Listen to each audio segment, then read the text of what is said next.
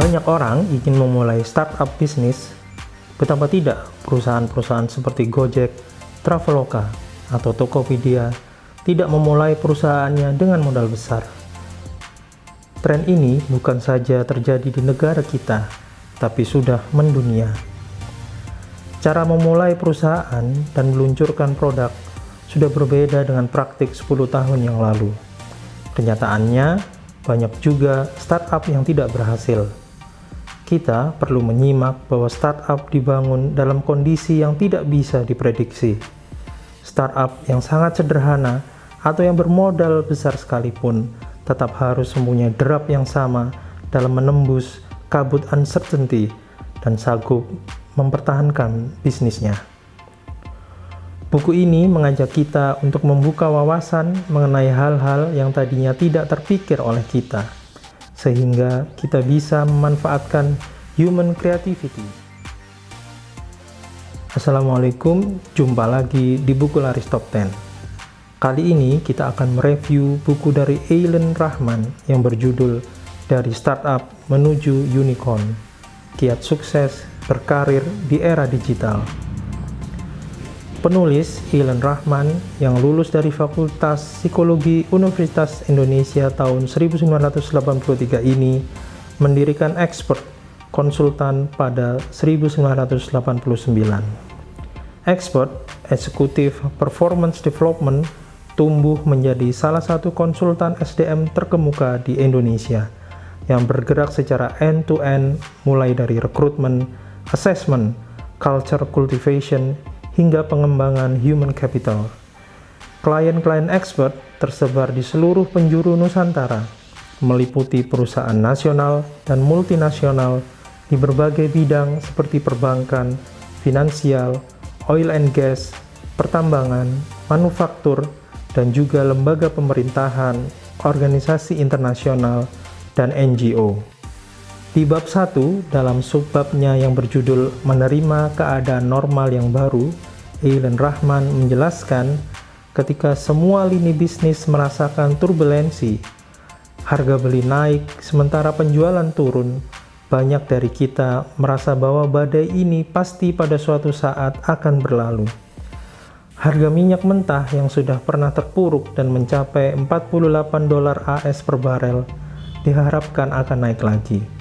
Namun benarkah harapan tersebut akan terwujud? Bukankah krisis ini sudah berlangsung cukup lama dan tidak kunjung berlalu? Bukankah kita sendiri melihat gejala-gejala nyata seperti tuntutan pelanggan yang tiba-tiba berubah, mau murah, mau cepat, dan sering berpindah? Perkembangan teknologi yang begitu cepat membuat alat bantu yang tadinya terasa canggih seketika menjadi usang. Masihkah kita mencari kambing hitam seperti keadaan politik atau cuaca dan menunggu faktor-faktor eksternal tersebut berubah dengan sendirinya? Kita dituntut untuk menjadi fleksibel secara dramatis sehingga mampu menyesuaikan diri dengan keadaan pasar. Adaptasi. Hanya mereka yang bisa beradaptasilah yang mampu tetap menjalankan fungsinya.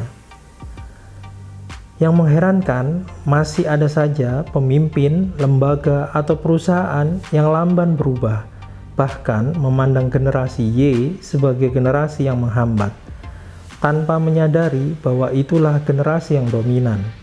Saat ini, pemimpin seperti ini masih terjebak nostalgia, menaruh harapan pada kondisi lampau yang mengantarnya kepada kesuksesan agar bisa kembali seperti sedia kala. Bila ada program yang menuntut adaptasi atau menuntut pembelajaran keterampilan-keterampilan baru, tak jarang mereka merasa bahwa orang lain, terutama generasi yang baru tumbuh ini, yang perlu beradaptasi dengan keadaan sekitar dirinya, bukan sebaliknya. Pemimpin yang memandang segala sesuatunya secara hitam putih dan penuh stereotip tidak akan setuju bahwa ambiguitas harus diterima dan disikapi secara positif. Bagaimana cara kita menjaga kesadaran tingkat tinggi ini? Pertama, sering-seringlah meminta umpan balik dari orang-orang di sekitar kita. Hal ini perlu dilakukan untuk mengecek apakah kita memang masih berorientasi ke depan. Kedua, tanggalkan kesuksesan masa lalu. Karena untuk bisa melihat ke depan, kita harus membiasakan diri untuk mendefinisikan kembali apa yang disebut sukses dan keberhasilan itu. Langkah ketiga yang harus kita lakukan yaitu bersikap terbuka sehingga kita mampu bekerja dengan berbagai kontradiksi dan paradoks yang berkeliaran. Kita harus bersiap untuk membuat lebih dari satu pilihan dan berdiri di atas kebingungan. Di bab 2 dalam subbab yang berjudul Manusia dan Karir di Era Digital, Ellen Rahman menjelaskan, kalau kita amati komentar para milenial di media sosial tentang masa depan, mereka bisa melihat adanya perubahan dalam konsep pekerja berikut dengan kesuksesannya. Ada orang yang ingin bekerja dan pensiun begitu memasuki usia 40 tahun. Tetapi ada juga yang sudah lewat umur pensiun masih berharap untuk bisa terus berkarir dan berkontribusi bagi perusahaan. Ada yang merasa bahwa berkarir di perusahaan besar tidak bisa memberinya kebebasan berkreasi, sehingga ia enggan bekerja dalam organisasi. Sementara pekerja yang berpengalaman masih sibuk memikirkan bagaimana mengakhiri karirnya dengan aman. Yang muda-muda justru berambisi untuk memberi kontribusi yang lebih besar dan membawa perubahan. Sepertinya sekarang kita perlu meredefinisikan arti kesuksesan. Kita mungkin masih ingat petua orang tua kita dulu, sekolah pintar-pintar, bergabung di organisasi besar, kerja keras dan naik pangkat. Nyatanya saat ini jalannya tidaklah semulus itu. Banyak perusahaan besar yang terlihat sudah mapan ternyata tidak bisa meneruskan bisnisnya dan melakukan PHK. Tingginya upah membuat perusahaan memilih tenaga cabutan paruh waktu maupun kontrak. Sementara robot dan mesin makin bertambah canggih sehingga bisa menggantikan tenaga manusia. Namun apakah sebenarnya konsep karir yang dimaksud oleh kebanyakan anak muda sekarang? Apakah mereka mau berjuang keras dan berinovasi demi kenaikan pangkat dan jabatan? Penjabaran tugas-tugas dalam pekerjaan seperti digariskan dahulu tentunya tak lagi bisa menjadi patokan dalam bekerja di era ini. Pekerjaan sudah terbentuk menjadi beratus, bahkan beribu proyek kecil jangka pendek yang lebih menantang. Organisasi besar pun sudah mengurangi hierarki dan menjadi 25% lebih datar. Apakah karir masih berbentuk tangga seperti apa yang kita hayati dulu? Sekarang ini, setiap orang bisa berkarir di bidang yang tahun-tahun sebelumnya belum pernah diciptakan. Jalur karir yang tercipta pun sudah tidak lurus lagi, bisa zigzag ataupun melingkar, bahkan bisa direkayasa. Karena itulah, kita juga harus bisa bergerak lebih luas untuk beradaptasi. Sebagai contoh, ketika ada negara yang merasakan kebutuhan tinggi akan tenaga perawat, maka bisa saja diupayakan pendidikan kilat bagi individu dengan berbagai latar belakang untuk membangun keterampilan yang dibutuhkan secara efektif dan efisien. Jalur karir bisa diciptakan sesuai dengan kebutuhan sesaat. Dengan adanya teknologi seperti e-learning, proses belajar dengan mudah bisa disesuaikan dengan kebutuhan ruang dan waktu. Kemajuan teknologi informasi juga menyebabkan budaya perusahaan harus menjadi transparan. Media sosial seperti grup WhatsApp menyebabkan karyawan bisa berinteraksi secara melingkar, menyebarkan pemikiran, ide, dan umpan balik. Instruksi top-down sudah tidak berlaku lagi.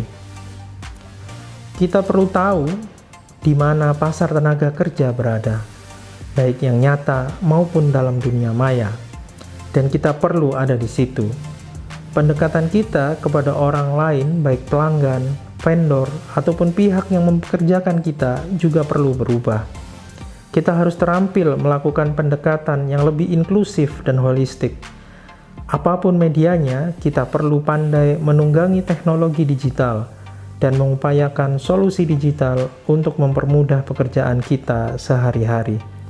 Bukan karena hal ini sedang trendy, tetapi sebagai alat baru untuk melakukan hal-hal yang lama. Sebagai akibatnya, persaingan pun menjadi lebih ketat. Kita tidak punya pilihan lain selain terampil memilih cara bekerja, kita perlu memperkaya metode, alat, sistem, dan memperkuat serta mempertajam diri kita secara konseptual maupun taktikal. Kita perlu menyatu dengan kehidupan digital dan dengan bijak memilih cara apa yang akan kita tempuh dalam setiap tindakan. Dalam bab 3, subbab pemimpin milenial, penulis menekankan banyak tulisan yang dipublikasikan baik secara formal maupun informal mengenai kaum milenial. Kebanyakan bernada pesimis dengan berbagai label, seperti generasi yang instan, malas, banyak menuntut, over pede, sulit diatur, dan masih banyak lagi stereotip yang belum jelas buktinya. Ini sering disetujui oleh mereka yang kebetulan mempunyai pengalaman yang tidak menggembirakan dengan para milenial.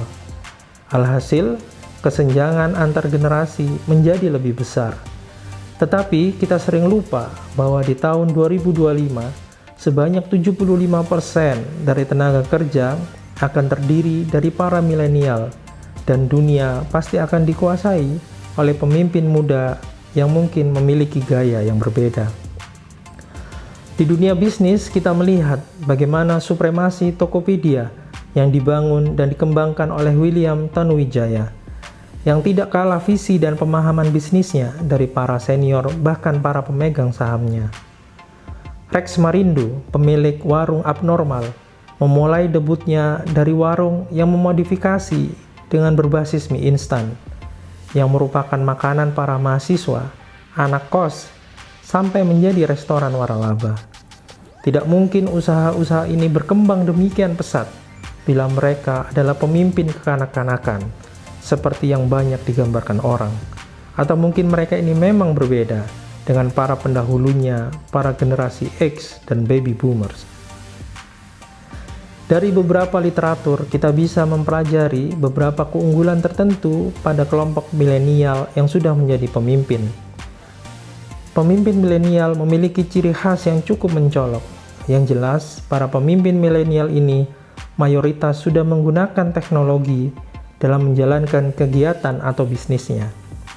Tidak ada pemimpin milenial yang tidak tech savvy. Teknologi sudah jadi bagian tak terpisahkan dalam perusahaan atau lembaga yang mereka pimpin. Rasa haus akan kesuksesan mereka pun demikian besar. Kita perlu sadar bahwa generasi milenial tidak dibesarkan di zaman keemasan ekonomi. Banyak di antara mereka hidup dengan anggaran yang pas-pasan. Justru inilah yang membuat mereka suka bekerja keras dan banyak menginspirasi teman kerjanya. Bagi mereka, kultur pekerja keras tidak sulit ditularkan pada teman-temannya, karena mereka juga tidak menginginkan birokrasi dan segala macam formalitas yang tampaknya hanya menghambat gerak organisasi. Inovasi adalah nafas organisasi yang mereka pimpin, dan ini bukanlah monopoli atasan atau para pemimpin saja. Inovasi menjadi tuntutan bagi semua individu. Ini juga dilatar belakangi oleh transparansi yang menjadi kultur utama perusahaan. Para milenial juga melakukan kolaborasi dengan spontan. Nafas organisasi adalah kolaborasi.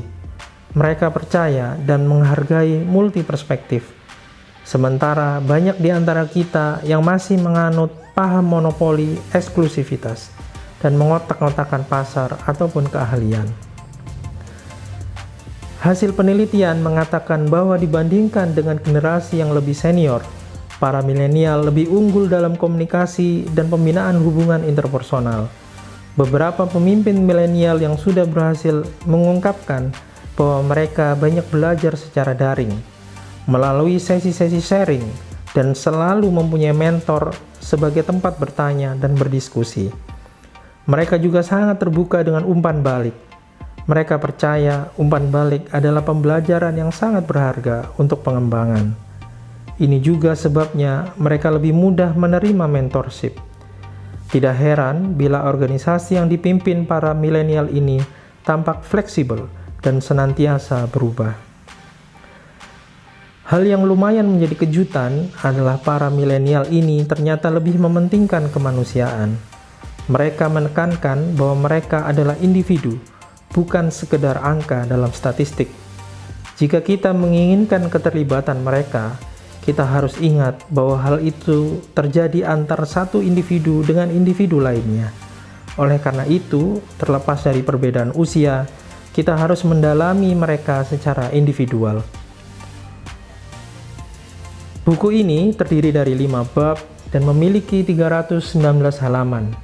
Diterbitkan oleh PT Gramedia Pustaka pada tahun 2019 dengan harga di Pulau Jawa Rp110.000. Buku yang sangat on point, tidak berbelit-belit, penjelasannya mudah dipahami dan memberikan perspektif baru pada tantangan di era milenial dan digital. Selamat membaca buku yang sangat berkualitas ini. Sampai jumpa di buku laris top 10 berikutnya. Jangan lupa tinggalkan komentar karena ada 1 buah buku bagi komentar terpilih. Sampai jumpa. Wassalamualaikum.